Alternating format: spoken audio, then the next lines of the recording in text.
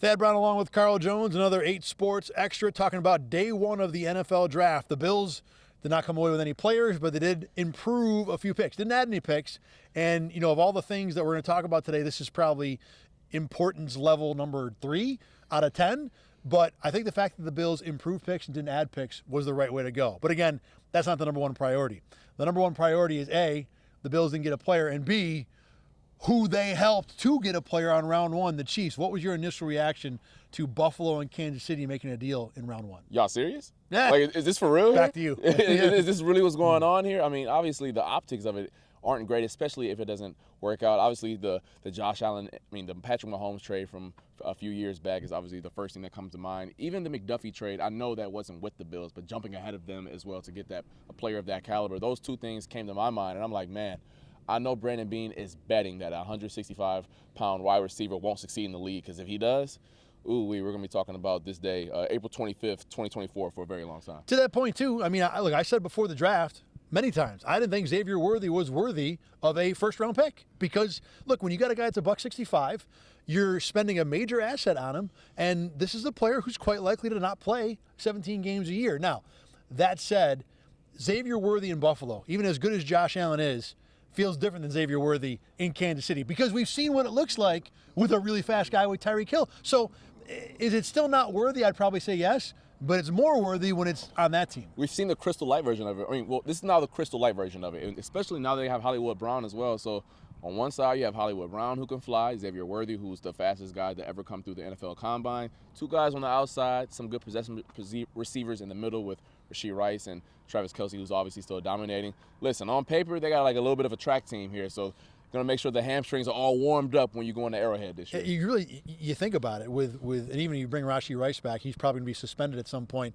But the athleticism they have at receiver right now, the Dolphins are the track team in the NFL, and that's still true. But they're a track team with a coach that's still figuring it out offensively and a quarterback who's not Patrick Mahomes. You put that team, can you imagine Andy Reid and Patrick Mahomes playing with Tyreek Hill and Jalen Waddle and Mostert and Achane? The Chiefs don't have that, but, the Crystal Light version, as you call it, they're getting there. Yeah, definitely. That was just my first reaction. It's like we heard all the rumors about the Chiefs being interested in a guy like Xavier Worthy, and, of course, we're like, man, Patrick Mahomes throwing it 60 yards down the field. We've seen that story before. Mm-hmm.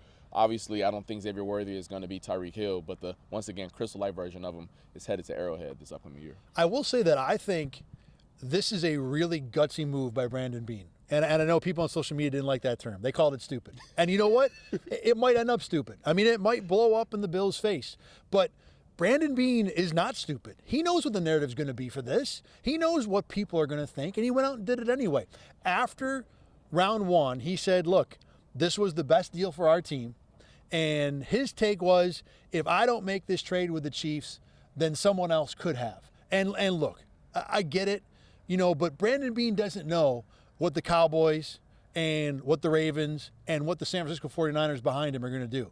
So to say, well, we did it because someone else would have anyway, I'm not going to buy it, even if there is certain logic to it. It's just bad optics. It truly, truly is. And I know that in the moment right now, you're thinking about just your team. But optics are everything. They truly are in how things turn out. I know people are still upset about the Patrick Mahomes trade, even though they ended up with Josh Allen the next year. So I understand that. But going forward, I think this really speaks, going to tomorrow as well, or today at this point for those who are watching, how the Bills felt about this receiver class. Clearly, Brandon Beane told us today that he didn't feel comfortable trading up, especially he didn't want to give up this year's second-round pick, which speaks volumes. And I understand that they don't have a third-round pick at the moment. But the rest of the class, like we've kind of said all draft cycle long, and every draft analyst never had the same board from 1 to 10, the Bills kind of felt the same way in that we can get the same bucket of guy, receiver 6, to receiver 11 or 12 at this point. It also was telling they felt comfortable taking a guy at 32 if the Panthers didn't come up. So I do think that they have someone on their target right now. Let's talk about the guys who are now available for them on Friday. First with the receivers. I mean, look, like you said, they're still a good group, and it's not a shock that there's a good group. We thought it would be this way. Right at the top, Adonai Mitchell. Now, look, I don't know if he's a Bills guy, because there are off-the-field questions with him. But at least with the physical, the football part, he's going to check all the boxes you would want with speed, downfield weapon, the ability to be a potential number 1. If you want a prototypical X receiver that you hope, he fits all the boxes like you just alluded to, but it is the effort concerns and off the field stuff, the diabetes concerns as well. I don't want to like sit up here and say, oh, that's overblown or whatever the case may be, but the Bills clearly have a certain type of guy that they covet, and I don't know if he fits the bill, no pun intended, of the type of guy that they're going for. Ladd McConkey is a guy who's still on the board, Keon Coleman. Troy Franklin is still there. There. So, like, these are some other guys who are still available who can still play on the outside that the Bills can target at 33. So, I think they're sitting comfortable at this point with the guys in that bucket, I'll say, that bucket of guys who we knew that were going to be here coming into the draft. And I love Javon Baker. You know, if they came out of Javon Baker, or came out of this with Javon Baker, you know, I'm not going to tell you it's the same with Brian Thomas or one of the big three guys. It's a different level. But I really think Javon Baker can be a legit number one in this league. And I know I'm kind of a little bit on an island with that take. But the problem with this, though, and I had a few conversations with media as we, you know, watched the Bills not make a pick round one, is that we can argue that the Bills are still going to get a good receiver. And you know what? With 2 picks in round 2, they're probably going to get a good something else. And we'll get into that in a minute, too. But are they going to land that impact guy? I don't think so. Maybe. But right now, it's the deal where you're hoping that one of those late round picks explodes out of nowhere. It's an unlikely thing. Whereas you take a Dunze, Neighbors, Harrison, or even Brian Thomas, your hit rate of getting that elite impact guy is much higher. And now, was it the smart move? Was it the prudent thing to do? Sure. But the Bills have had squads that are full of B-plus guys. If you continue to do that, you know, we see where that goes. It goes to the divisional round and maybe not much further. I get it. You get more darts to throw at the board. It all sounds good, and I agree with that logic. But everyone loves picks until those picks become a name. Everyone loves the idea of getting another third-round pick. Everyone loves the idea of getting 2 and multiple fourth-round picks. Until that player comes into your building, you're like, man, I don't really care about pick 120 anymore. So, in my opinion, like we talked about all draft cycle, I would have preferred for them to go attack one of those. I don't want to say proven commodities because none of these guys are proven, and not even Marvin Harrison is. One of those guys, the higher floor, higher ceiling guys. Those guys, I would have felt much more comfortable with. Having said that, I just thought about this. I think there's a high chance that they double dip at this point now, especially now that they have multiple picks on day 2 as well. With once again these bucket of receivers who can stretch all the way to 15 at this point. Would you go 2 in round 2? I mean, you could easily do it. You could go ahead and I mentioned Javon Baker, probably no problem without making a trade 33 and 60. Obviously Mitchell's on the board, right. So first pick, and you know people think Baker will be there at 60. I think it depends on how the board falls at the other positions that they need, in particular safety, defensive end, and defensive tackle as well. If the board on those positions is still, you know, kind of full, I think you can feel comfortable taking a receiver. But also, I will give Beane credit for this. They have a lot of ammo on day 3, so maybe they can maneuver the board a little bit and move up from 95 or wherever they are and move up a little higher to get to 70. So you feel a bit more comfortable double dipping at 33 and 60, and you can wait just 15 picks after to go get your starting caliber safety or defensive end. 2 other things here that are now set for the Bills that I want to go through. Number 1, we've talked ad nauseum about the receivers. There's a defensive guy that we've talked a lot about who's available, Cooper DeJean. And look, I'll tell you right now, I think he's going to be a great safety. I think he'd be a ridiculously great safety in Buffalo. Is safety a position you want to spend your first pick on? I don't know. And he ain't going to be there at 60. But I still would like the idea of them going DeJean at 33.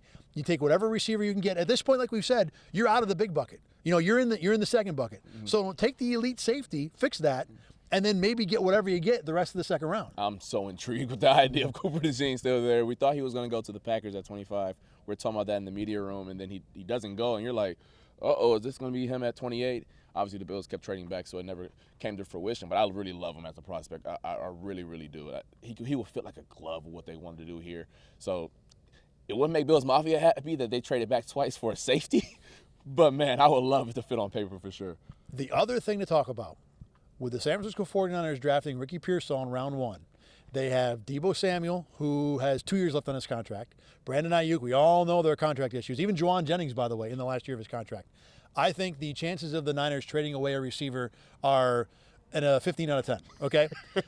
But while Brandon Ayuk would work great, I mean, he would really replace Stephon Diggs. I don't think he's the same as Stephon Diggs. Close, but certainly can be that role.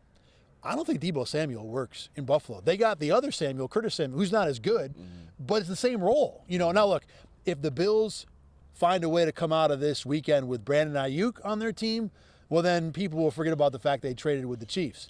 But that's the only guy, veteran-wise, that I think moves the needle that much. That's the only guy I think that moves the needle. I don't think T. Higgins will be I don't think the Bengals Right. will send him here. Cortland Sutton still on the market. I don't think, once again, he moves the needle, but he's a guy who could be moved for a fourth or a fifth, I would say, another veteran receiver on the table. But the Brandon Ayuk one, we've been thinking about the past 48 hours now, and it got much louder, the rumors, once they took Ricky Pearsall off the board, once the Niners, took Ricky Pearsall out of Florida. So, listen, there's no chance, like you said, that like all of those guys are going to be in San Francisco come this time tomorrow. I'm sure Brandon Beane is making calls. He said he's already taking calls at 33. Maybe that's San Francisco hitting him up a little bit earlier and say, yo, what's up, big head? You answering the phone? What's up? So maybe that's the case. I don't know. All right, well, round one did not go the way I'm sure the Bills would have preferred, and definitely not Bills fans, because they're all telling me on my Twitter feed, left and right. But there's still time to make up for it. You know, round two, round three, and into day three, and obviously veteran options are still available. We will have more, certainly coverage all weekend long, but for now, for Carl Jones, I'm Thad Brown. Thanks for watching 8 Sports Extra. You can catch all these videos, all these discussions. You go to RochesterFirst.com, click on the Sports tab, and then click on 8 Sports Extra. We're also available on YouTube. Enjoy the rest of your weekend, and hope the Bills figure out something at receiver. I'm sure they're going to take somebody. Like Carl said, maybe more than one somebody. We'll talk about it then.